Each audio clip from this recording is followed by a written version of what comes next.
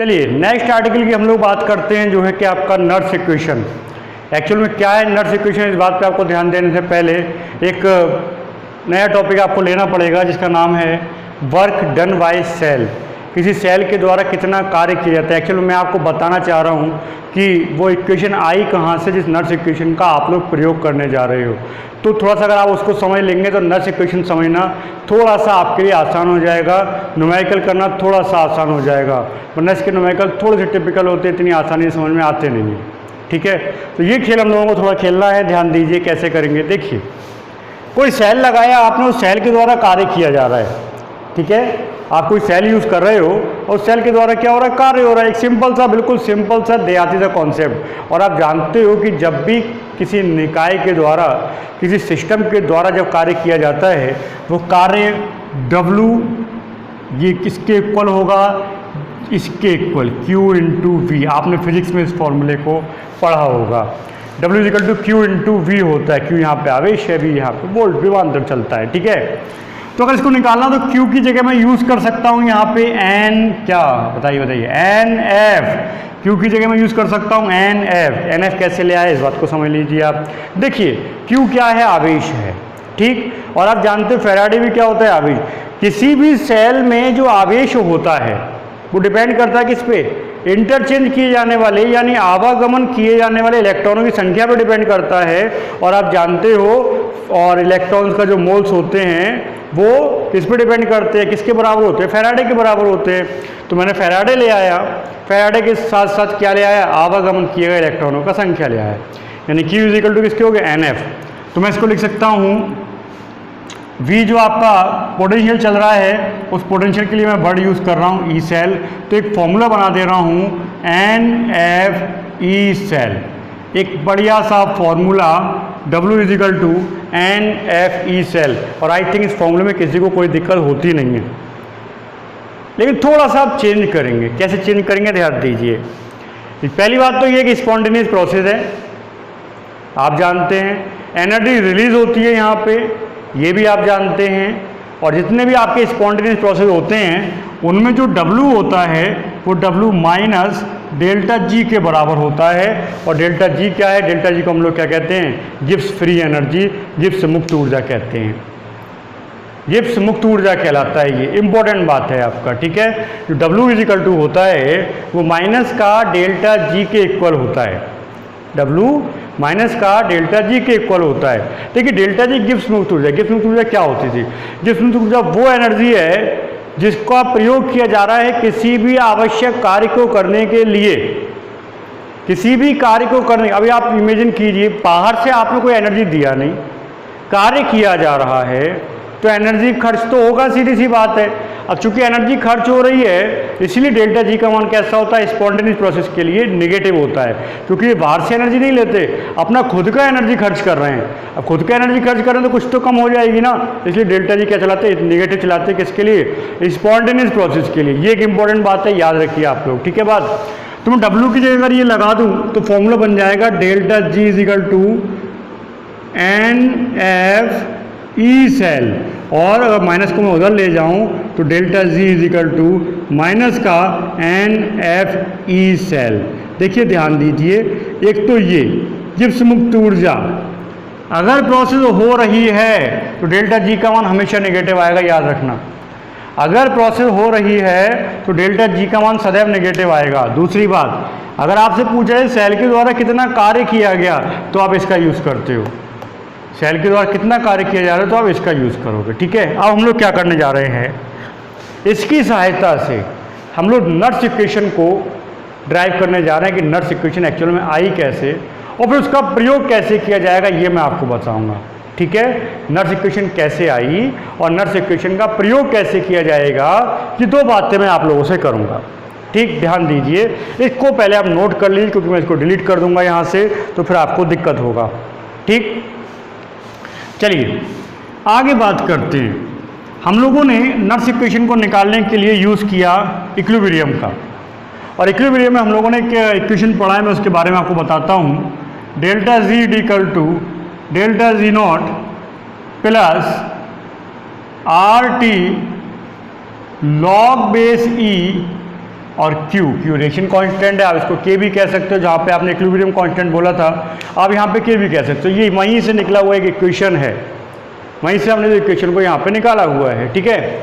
थोड़ा सा इसको बढ़िया करते हैं, कैसे बढ़िया करते हैं, देखिए डेल्टा जी का आपको पता है किसके बराबर, डेल्टा जी की जगह मैं लिख दे रहा हूँ minus N F E cell is equal to minus N F E not cell, क्योंकि आप मानक की बात कर रहे हो तो मैंने मानक लगाया है, plus R T log base E ration constant Q. अब पूरे को अगर आप माइनस एन एफ से डिवाइड कर दो, सिंप्लीफाई कर रहे हैं हम लोग और कुछ नहीं, माइनस एन एफ से डिवाइड कर दोगे तो यहाँ पे क्या रह जाएगा, E cell, minus N F से डिवाइड किया हुआ ई सेल, यहाँ पे क्या आ जाएगा, ई नॉट सेल, ठीक है। और जब यहाँ पे डिवाइड करोगे तो क्या हो जाएगा, ध्यान दीजिए, R T log base E Q upon minus N F, plus minus minus कर दूं तो ये हो जाएगा E cell is equal to E not cell minus R T upon N F log base E Q, ठीक है बात। अब अगला काम करते हैं, ध्यान दीजिए, लॉग बेस ई को कन्वर्ट कर दो लॉग बेस 10 में, तो हमारा क्या हो जाएगा, E cell is equal to E not cell minus 2.303 R T, E को जब 10 में चेंज करते हैं तो 2.30 से मल्टीपल करते हैं, N F log base 10 Q, okay. Actual में तो यही आपकी नर्स इक्वेशन होती है, हम मॉडिफाई करके इसको यूज़ करेंगे किस तरीके से वो बात का बात है, बट एक्चुअल में नर्स इक्वेशन यही है आपका। ध्यान दीजिए, मैं या बुक्स ने आप लोगों को आसान करने के लिए क्या किया, इस पर ध्यान दीजिए। देखिए आर का वैल्यू हम लोग चलाते हैं यहाँ पे 8.314 जूल पर मोल केल्विन, ठीक है, आर का value. T mostly 25 degree Celsius चलता है, यानी 298 केल्विन। एफ 96,500 होता है, आपको पता है इसकी वैल्यू आपको, यानी अगर आप सवाल करेंगे तो उन क्वेश्चंस में, प्रॉब्लम्स में अगर इस क्या कहते हैं न्यूमेरिकल पोर्शन को सॉल्व करने बैठे तो इसी में बहुत समय लगता है, इसलिए इसको जब और सिंप्लीफाई कर दिया, कब कर दिया, यानी आर की जगह लगा दिया 8.314, टी की जगह लगा दिया 298। ध्यान रखना 298 होगा तभी ये काम करेगी, अदरवाइज काम नहीं करेगी, याद रखना। फैराडे का वैल्यू लगा दिया 96500, तो यही इक्वेशन चेंज हो जाती है, और चेंज होके क्या हो जाती है, मैं यहाँ लिख दे रहा हूँ, देखिए E cell is equal to E not cell minus 0.0591, सबको सॉल्व करके अपॉन में क्या रहेगा, only N log base 10 Q. ये आपकी इक्वेशन निकल के आई, जिसको हम लोग नर्स के रूप में यूज़ करते हैं, कब, जब आप नॉन स्टैंडर्ड कंडीशन में पोटेंशियल निकाल रहे होंगे तब। देखिए ये है स्टैंडर्ड कंडीशन का पोटेंशियल, इसकी हेल्प से आप नॉन स्टैंडर्ड कंडीशन का पोटेंशियल निकालोगे, इसकी हेल्प से नॉन स्टैंडर्ड कंडीशन का पोटेंशियल निकाला जाएगा। आ रहा है बात समझ में। अब थोड़ा क्यू को और देखते हैं, ये क्यू क्या है। मैंने बोला क्यू कांस्टेंट के रूप में कार्य करता है, इक्विलिब्रियम कांस्टेंट वहाँ पे चलाते थे, तो अगर वहाँ पर भी इक्विलिब्रियम कांस्टेंट निकाला करते थे तो कैसे निकालते थे, इस बात को थोड़ा सा हम लोग नोटिस करेंगे, ओके। तो पहले आप इसको नोट कर लो, फिर मैं आपको और आगे बताता हूँ। हाँ चलिए अब आगे देखिए आप, इसके आगे क्या होने वाला है। सपोज दैट इक्वेशन दिया हुआ है, ये Zn प्लस Cu2 प्लस से कन्वर्ट हो गया Zn plus 2 plus Cu, okay. अब आपसे कहा गया इसी इक्वेशन को यूज़ करेंगे। तो देखो यहाँ पे अगर मैं आपसे बात करूँ K का, तो आप K निकालने के लिए क्या करते थे, अगर आपको याद हो, प्रोडक्ट अपॉन रिएक्टेंट किया जाता था, उत्पाद बटे अभिकारक करते थे हम लोग। तो मैंने क्या करा, उत्पाद और अभिकारक कर दिया, कोई दिक्कत वाली बात नहीं है। देखिए मेटल यहाँ पर Zn चल रहा है, यहाँ पे कॉपर चल रहा है, मेटल कंसंट्रेशन हम लोग यूज़ ही नहीं करते, यूनिट मान के छोड़ देते हैं। मेटल कंसंट्रेशन से कोई मतलब नहीं होता, वो कभी चेंज नहीं होती। रॉड की कंसंट्रेशन एक कोने से लेकर दूसरे कोने तक सेम रहनी है, इसमें आपने कुछ नहीं करना, ठीक है बात। तो यानी ये K इज इक्वल टू किसके रह जाएगा, Zn2 पॉजिटिव अपॉन क्या हो जाएगा, Cu2 पॉजिटिव, ठीक है बात। अगर मैं इसको यहाँ पुट कर दूँ तो ये फॉर्मूला क्या हो जाएगा, E cell is equal to E not cell minus 0.0591 upon N log. देखिए जेड चल रहा है ऊपर, यानी क्या चल रहा है, ऑक्सीडेशन वाला चल रहा है, concentration of oxidation reaction and concentration of reduction reaction.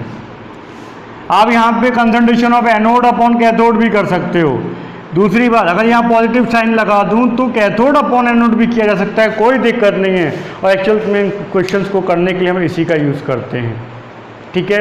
यानी एनोड वाले का कंसंट्रेशन हम लोग ऊपर यूज़ करेंगे, कैथोड वाले का कंसंट्रेशन हम लोग नीचे यूज़ करेंगे, उसके बाद हम लोग इसके न्यूमेरिकल्स को सॉल्व करेंगे, ठीक है। तो ये है नर्स इक्वेशन, इसको आप कॉपी पर नोट करें, जरूर नोट करें। उसके बाद में हम लोग अब नेक्स्ट वीडियो में करेंगे नर्स इक्वेशन के न्यूमेरिकल कि नॉन स्टैंडर्ड कंडीशन में किसी सेल का पोटेंशियल कैसे निकाला जाता है, इसके लिए हम लोग इसको यूज़ करेंगे। ओके, तो नर्स इक्वेशन को आप देख लीजिए, समझ लीजिए, फिर मिलेंगे हम लोग। तब तक के लिए बहुत बहुत धन्यवाद आपका।